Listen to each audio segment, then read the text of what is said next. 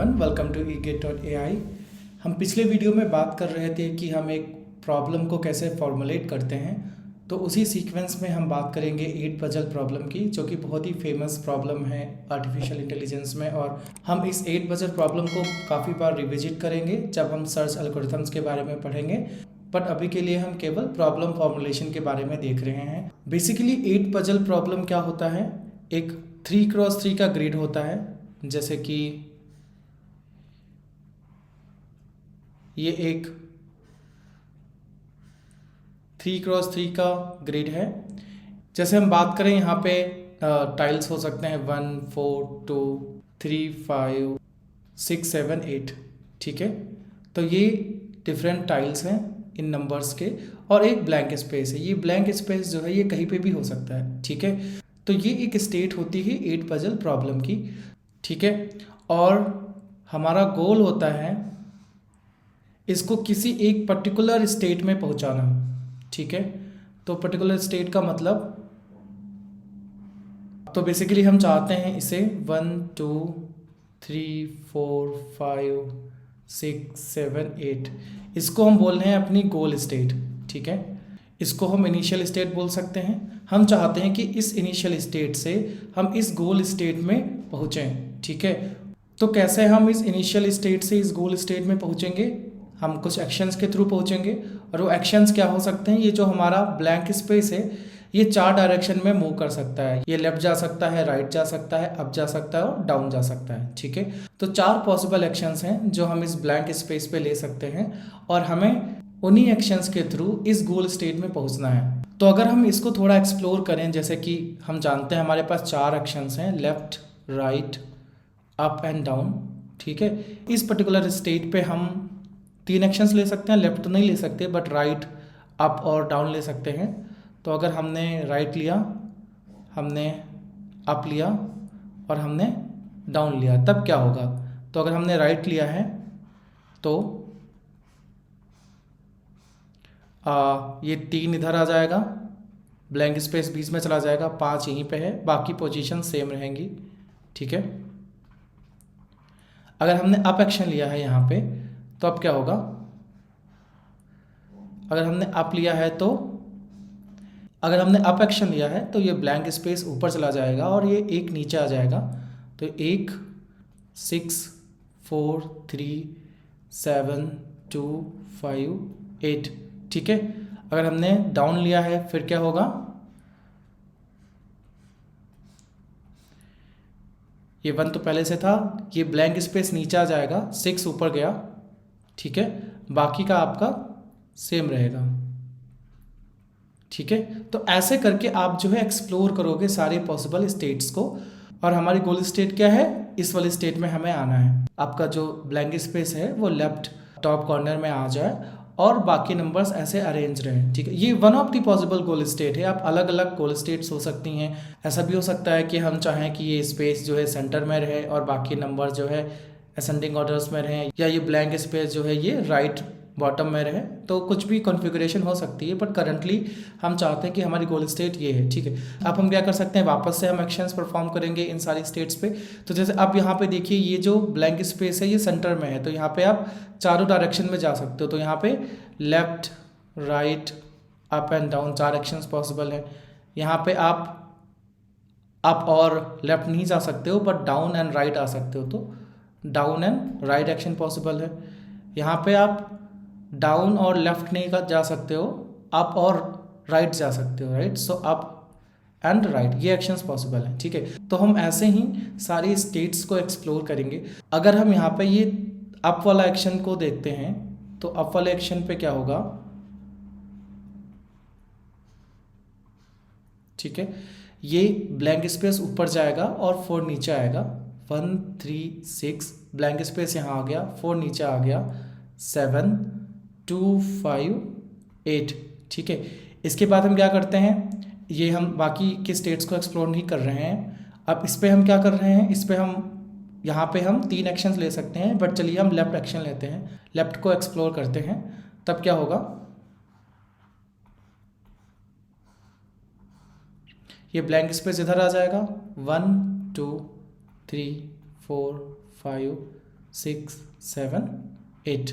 ठीक है, तो आप देखिए कि यहाँ पे हम जो है हमारी जो स्टेट है वो गोल स्टेट है। ठीक है, तो आप देख सकते हैं हमने ये एक्शंस लेकर के हम इस इनिशियल स्टेट से इस गोल स्टेट में पहुंचे। तो अगर अब हम इस 8 पजल प्रॉब्लम को एक वेल डिफाइंड प्रॉब्लम के रूप में डिस्क्राइब करें तो क्या करेंगे, हमने 5 कंपोनेंट बताए थे। पहला हमें डिफाइन करना होगा कि इनिशियल स्टेट क्या होगी। तो इनिशियल स्टेट क्या हो सकती है, किसी भी स्टेट को हम इनिशियल स्टेट बोल सकते हैं। जैसे मान लो ये हमारी इनिशियल स्टेट हो सकती है। ठीक है, तो हमें क्या डिस्क्राइब करना रहेगा, जो लोकेशंस हैं 8 टाइल्स की और आपके जो ब्लैंक की लोकेशन है ये हमको डिस्क्राइब करनी होगी। ये एक इनिशियल स्टेट हो जाएगी। ठीक है, दूसरा हमको क्या करना होगा, हमको बताना होगा कि हम कौन कौन से एक्शंस ले सकते हैं। राइट, तो यहाँ पे हमने देखा कि 4 एक्शंस ले सकते हैं, left, right, up and down. ठीक है, थर्ड क्या है, हमने बात की थी ट्रांजिशन मॉडल की। ठीक है, ट्रांजिशन मॉडल की। ट्रांजिशन मॉडल क्या था कि अगर आप किसी स्टेट पे एक पर्टिकुलर एक्शन परफॉर्म करते हो तो नेक्स्ट स्टेट क्या होगी ये आपको पता होना चाहिए। ये ट्रांजिशन मॉडल होता है। जैसे कि अगर हम इस वाले स्टेट में हमने अप एक्शन लिया था तो क्या हुआ था, ये जो ब्लैंक स्पेस है ये ऊपर चला गया था, 1 नीचे आ गया था। राइट, सो ये अप मूव हो गया था। ठीक है, फोर्थ है आपको गोल पता होना चाहिए। जो हमने बोला था कि हमारे पास गोल स्टेट का कॉन्फ़िगरेशन होना चाहिए कि अल्टीमेटली हमें कहाँ पे स्टॉप होना है, तो वो गोल स्टेट हमें पता है। गोल स्टेट में क्या होगा, हमें डिस्क्राइब करना होगा कि ब्लैंक स्पेस की पोजीशन क्या होगी और बाकी नंबर्स की पोजीशन क्या होगी। ठीक है, फिफ्थ क्या है, पाथ कॉस्ट। पाथ कॉस्ट क्या होगी कि आप स्टार्ट स्टेट से गोल स्टेट में कितने स्टेप्स में पहुंचेंगे। अगर हम हर स्टेप की कॉस्ट 1 बोलें तो सम ऑफ ऑल दी स्टेप्स हो जाएगा आपका पाथ कॉस्ट। ठीक है, तो इस 8 पजल प्रॉब्लम को हम कैसे फॉर्मुलेट करेंगे, हम इस 5 कंपोनेंट्स के थ्रू फॉर्मुलेट कर रहे हैं। ठीक है, तो अगर अब हम बात करें कि इस पर्टिकुलर प्रॉब्लम में कितनी स्टेट्स पॉसिबल होंगी, अगर हम बात करें कि नंबर ऑफ स्टेट्स कितनी होंगी इसमें, तो बेसिकली नंबर ऑफ स्टेट्स इसमें होंगी 9 फैक्टोरियल बाई 2।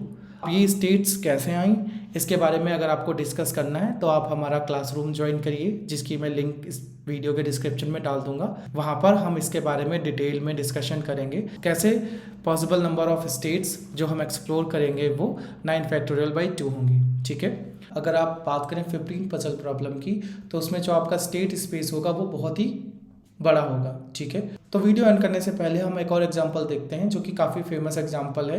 तो बेसिकली अब हम बात करते हैं 8 क्वीन प्रॉब्लम की। 8 क्वीन प्रॉब्लम क्या होती है, आपका चेस बोर्ड है। इस चेस बोर्ड में आपको 8 क्वींस को जो है आपको 8 क्वींस को अरेंज करना है इस चेस बोर्ड में। इस प्रकार से आपको अरेंज करना है कि कोई भी क्वीन दूसरे क्वीन को किल ना करे। ठीक है, तो बेसिकली अगर आपको चेस के बारे में पता है, आपने अगर क्वीन को यहाँ पे प्लेस किया है तो आप इस पूरे रो में, इस पूरे कॉलम में और इस पूरे डायगोनल में आप कोई भी दूसरी क्वीन प्लेस करेंगे तो ये क्वीन उसको किल कर देगी। ठीक है, तो बेसिकली 8 क्वीन प्रॉब्लम क्या होती है कि आपने एक क्वीन को प्लेस किया, अब आप दूसरी पोजीशन ढूंढेंगे जहाँ पे आप दूसरी क्वीन को प्लेस कर सकते हैं। तो मान लीजिए ये एक सेफ पोजीशन लग रही है, हमने मान लीजिए यहाँ पे प्लेस किया। ऐसे करके आपको 8 की 8 क्वींस को इस चेस बोर्ड पे प्लेस करना है। ठीक है, तो 2 तरीके होते हैं अप्रोच करने के प्रॉब्लम को। पहला तरीका होता है कि आपने रैंडमली जो है 8 क्वींस को इस बोर्ड पे रख दिया, फिर आप उनको रीअरेंज कर रहे हो जिससे कि वो इस ऑर्डर में अरेंज हो जाए, जिससे वो एक दूसरे को किल ना करें। या आप एक एम्प्टी चेस बोर्ड से शुरू कर सकते हो। आपने पहली क्वीन प्लेस की, फिर आप देखोगे कि दूसरी क्वीन हम कहाँ पे प्लेस कर सकते हैं, फिर तीसरी क्वीन हम कहाँ पे प्लेस कर सकते हैं। राइट, तो ये जो प्रॉब्लम होती है जिसमें हम एम्प्टी चेस बोर्ड लेते हैं, फिर हम उसको उस पर क्वींस को एक एक करके प्लेस करते हैं, इसको हम इंक्रीमेंटल प्रॉब्लम फॉर्मुलेशन बोलते हैं, जिसमें इनिशियल स्टेट स्पेस आपका एम्प्टी है, फिर आप धीरे धीरे इसको एक्सप्लोर कर रहे हो। ठीक है, तो इस प्रॉब्लम की अगर हम बात करें, इस प्रॉब्लम को अगर हमें वेल डिफाइंड प्रॉब्लम के रूप में डिस्क्राइब करना हो तो हम कैसे करेंगे, मैं आपको सजेस्ट करूंगा कि आप एक बार वीडियो को पॉज करिए और जो मैंने 5 कंपोनेंट्स बताए थे, जिन 5 कंपोनेंट के थ्रू आप किसी भी प्रॉब्लम को आप एक वेल डिफाइंड प्रॉब्लम के रूप में फॉर्मुलेट कर सकते हैं। तो just try it out by yourself. I hope you tried it out. Let me also right it down now so that you can see whether your answer was right और wrong. So let me explain it. So initial state would be an empty chessboard because we are following incremental formulation here. So initial chessboard is empty. What actions you can take? You can add one queen to one of the empty square, right?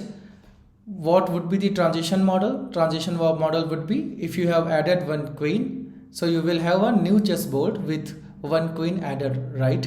So that would be your transition model. That's very simple.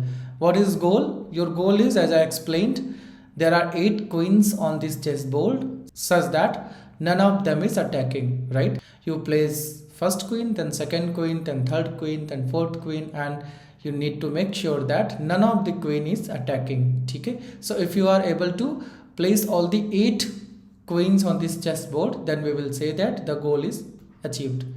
The path cost is not very interesting here because you are not removing any queens, you are just placing them one by one, and you have to choose the right square to place the queen, right? Okay, this state space for this particular problem would be really huge, and we will see when we will learn about heuristics that how you can do better when you solve 8 queen problem, right? So from the next video we will learn about searching, and we will start with different searching techniques in uninformed search, and after that we will cover informed search. Okay, thank you so much.